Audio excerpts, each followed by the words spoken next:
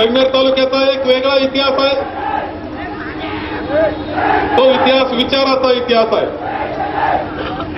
एक थोर परंपरा असणारे आपण सर्वजण आहोत. ही परंपरा विचाराची आहे, विकासाची आहे, हे विसरून चालणार नाही. मी आपल्याला मुद्दाम सांगेल, आपला सगळा इतिहास जर राजकारणाचा पाहिला तर कॉम्रेड दत्ता देशमुखांपासून त्यांनी नेतृत्व केलं, या तालुक्याचं विचाराचं नेतृत्व केलं.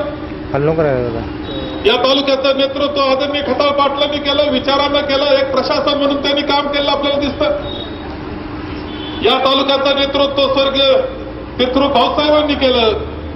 विकासाचं आणि विचाराचं नेतृत्व त्यांनी केलं. या तालुक्याची इतकी थोर परंपरा आहे, ती कामाची आहे, विचाराची आहे.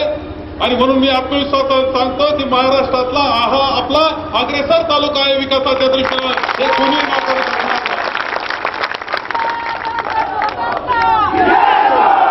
कधी कधी विचाराची लढाई व्हायची.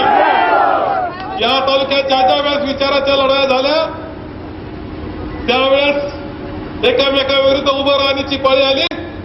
पण भाषणं झाल्यावर एकामेकाच्या घरी सुद्धा जेवायला जात होते, कारण लढाई विचाराची होती, व्यक्तिद्वेषाची नव्हती. काही चित्र आता बदललेलं दिसतं अलीकडच्या कालखंडामध्ये. मी सुद्धा 6 वेळेस निवडणुका जिंकल्या. माझ्या विरोधी असणारे उमेदवार सुद्धा कधी व्यक्तिगत केला नाही.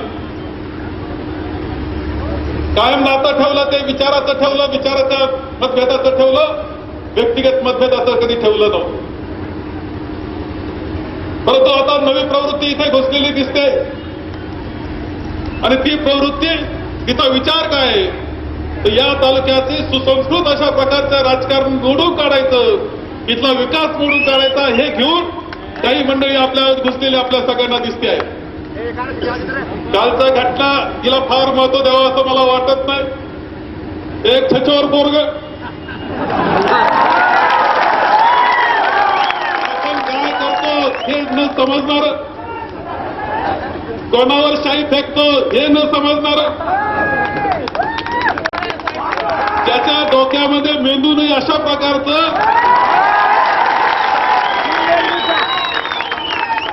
तो कोणाचा तरी हत्यार झाला, कुणीतरी कटकारस्थान केलं,